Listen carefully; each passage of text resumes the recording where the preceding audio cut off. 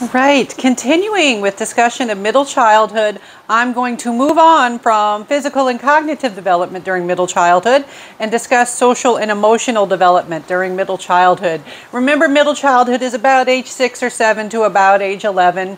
And just to address, I'm experimenting with moving the lights around to try to make it so there's not the big old shadow behind me. It seems to look okay to me. Hopefully it works well. I'm also going to be very mindful of not letting my papers rustle the microphone as I teach today.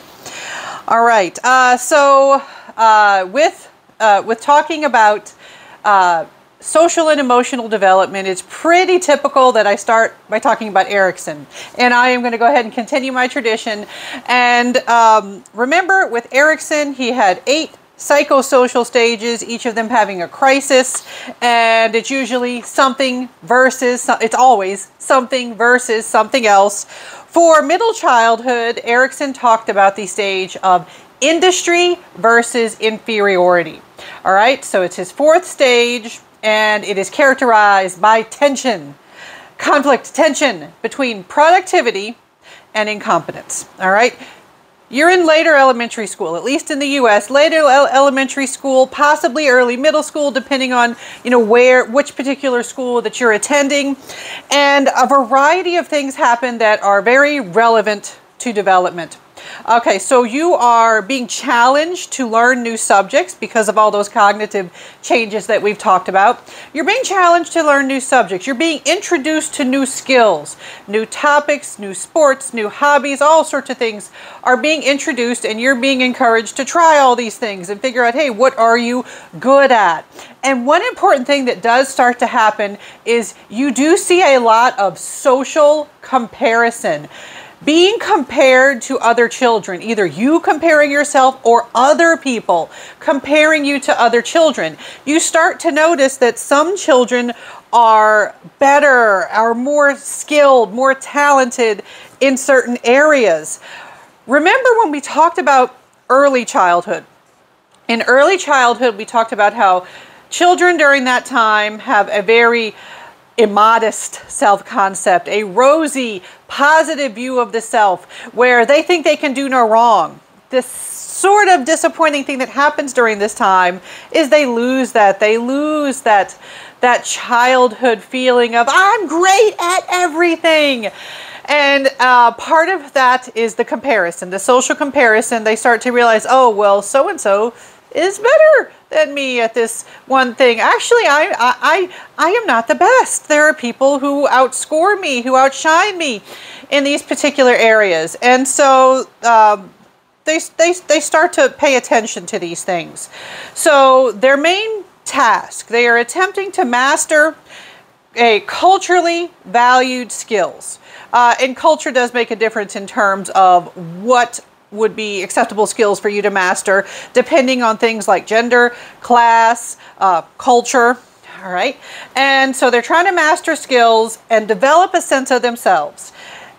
Depending on how it goes, they can either see themselves as industrious or inferior, or in other words, as competent or incompetent. So if you develop industry, you see yourself as competent. You are comfortable trying new things because you feel like you have a decent amount of self-efficacy, to use a previous term. You feel like, hey, I can do this. I can handle this. But some children will develop a sense of inferiority, like I'm no good. I'm not as good as the other kids, or, I shouldn't try. I'm just no good at this. All right. So they can develop a sense of competence or incompetence, and comparison definitely plays into this a lot. Now, so let's see. So other important things about middle childhood is this drive for independence. We talked about as early as toddlerhood, there was this longing to do things on your own. Well, that continues. And with the skills that they master, they do start to be able to do more things independently and move away from their parents. And sometimes parents don't like this when they start to just do things on their own. Like, oh, I guess you don't need me anymore. Or, oh, I guess you don't care about my input. We're going to talk later. Another thing that happens too is they start to value peer input and values more than parents. And oh, I can speak from personal experience. Even when you know it's coming, it is a little disappointing. Like, I remember when you thought mom was amazing, and now you're like, Mom, you don't know anything. We'll get to that when we talk about peer relationships. All right, so they start to learn to care for themselves, and they will also learn from each other, learn skills, imitation, modeling, and comparison. Now, for someone who is in middle childhood, you can expect a certain degree of maturation, and you can expect a certain normative, average, typical degree of independent functioning. Now, I say average. There are going to be some individuals in various situations where they may not develop the typical amount of maturation. We've spoken previously about autism spectrum disorder. Some individuals, because of their unique thinking, they may not be able to do the same independent tasks that other children can do. Kids with ADHD, they may get distracted in the middle of doing their independent tasks. So let's keep in mind, we're kind of doing, as a group in general, typically developing individuals. All right, so chores. All right, many parents introduce household chores, domestic chores, some kind of tasks that you have to do during a given week. Sometimes the children are paid an allowance. Sometimes they're just expected to do it. It depends on the family and their value system. Interestingly, we found out recently that we're underpaying our children with allowance, that they were getting paid way less than their peers. And we actually looked it up online, and they have websites trying to tell you how to compute allowance. And they're like, oh man, we've been underpaying our kids. We had no idea. Even though I remember as a child living in poverty, the idea of getting paid for your chores was just this big old dream. But yeah, so they may get paid, they may not get paid. And so they can learn to work, if they do have some money, they can learn to work with money and track their money. And things are getting different now that people use less cash, and a lot of people are using debit cards and credit cards for a lot of things. And so you do have systems where some kids will even learn, they will get their own debit card. My kids are still doing cash, but I am noticing they know less about money than I did as a child, because they get used to, like, if I go to buy something, I'll pay with a card. And it used to be I would watch my mom count out the money when, we used them less often. But they can learn a little bit about managing money, like having the moment, like when my son was like, well, can I download a game? I'm like, well, you got to use your own money. Okay, how much money you got? Well, I don't know. And we check. I'm like, you got like 2 cents left, bud.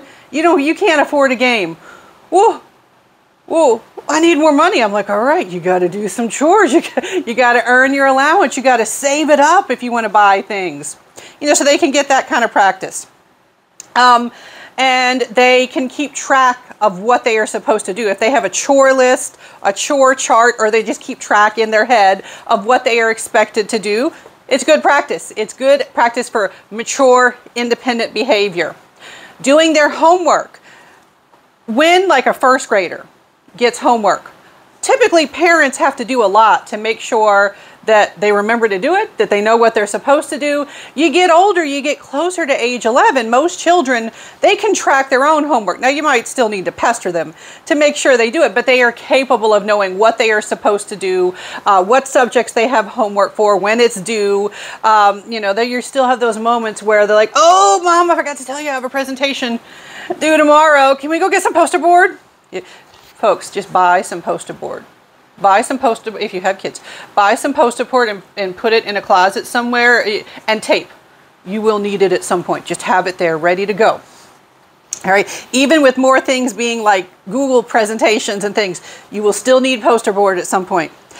And another thing you see, attention to peers. A big thing you see in middle childhood is valuing peer culture, and also paying attention to what other kids are doing, and copying and imitating, conforming, high degrees of conformity to peers, not just in dress, but also in talk, talk, walk, body language, slang, all sorts of stuff. They also develop their own hobbies and preferences, not just for things like what movies do they like, what TV shows do they like, but things like, do they like quiet activities versus athletic activities, boisterous activities.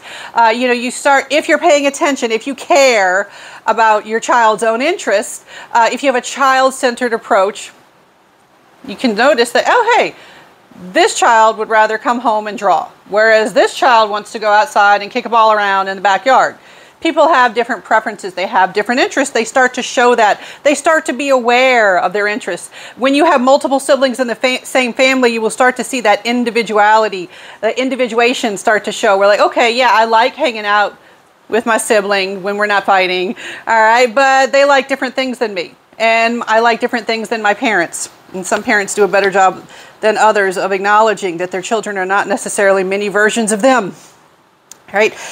In middle childhood, it is also reasonable that they can accept responsibility for pets. When I say for pets, paying attention to their skill level and the pet. I started with hamsters for my kids, and that was actually really good to see what they could handle. Did they remember to give the water and the food? I always had to check, because the poor hamster, you know, if they forgot, you don't want the hamster to suffer for it. We started with hamsters, and both my kids did really well taking care of their hamsters, and now one has a guinea pig, one has a bunny. All right, every once in a while I will have to say, hey, did you check on your babies? That we call them their babies. All right, did you check on your babies? Do they have water? All right, how is their enclosure looking? Do we need to clean out the hay, the bedding? All right, but you know, they can keep track of that. And to a degree, they can watch after younger children. Now, I am not talking about like watching them all day long, being a parent, because there's all sorts of research that this sort of expecting younger children to act as parents, that can be extremely problematic. I'm not going to go into great detail, but if you want to look up, there's research on parentification of children, and it's not beneficial. But you know, things like, oh, I have to go run to the store to get milk. You are, say, 10 years old. Can you just keep an eye on your 6-year-old brother while I go and get milk? Yeah, and nowadays that we have things like cell phones, you know, I remember in my day without a cell phone, it was like, well, how can I get in touch with you if there's an emergency? Or like one time when I was watching my little brother and he dumped over like a whole carton of milk, and there's just like this flood of milk on the floor, and I'm like, what do I do? What do I do? And I could not get in touch with my mom. I knew she was getting right back. And then she got right back, and I'm like, you know, and she's like, I'm like, I couldn't contact you. I couldn't ask what I was supposed to do. I didn't know how to handle this particular situation. She kind of didn't either. Like, okay, just put a bunch of towels down. Let's see what we can do with this. But, you know, nowadays there are times where I can be comforted by the fact that I've got a cell phone, you know, so if anything happens, my kids can call and be like, oh, hey, Mom, you got to run back. Or, hey, Mom, there's a situation. What do I do? All right, so that, you know, short periods of time they can watch younger children. During the pandemic, one thing that did become an issue is when children had to do online school and they were at home, some parents still had to go to work. They didn't have a remote option, and so it was like, are we just going to let the older siblings watch the younger siblings? And I know lots of people where they just had to, like there was no choice, but we know, researchers know, that's not an optimal situation. That was crisis mode. We know that that should not be the normal mode. And they strive for independence from parents. It is normal. Some people see it as disrespect, especially when they're not used to it. It's new, but pushing back against parents, questioning, trying to do things on their own, even doing things like, can you drop me off a block away from the thing? So they, you know, so I look like, I think people know they didn't drive themselves there, but they don't want to be seen with their parents. Mom, can you take it a few steps back? It's not that they're being disrespectful. It's the normal, typical striving for independence, to be their own person. It's expected, and it's considered generally healthy. All right, so that is what my students would need to know about your general introduction to social and emotional development during middle childhood, including Erikson and maturation.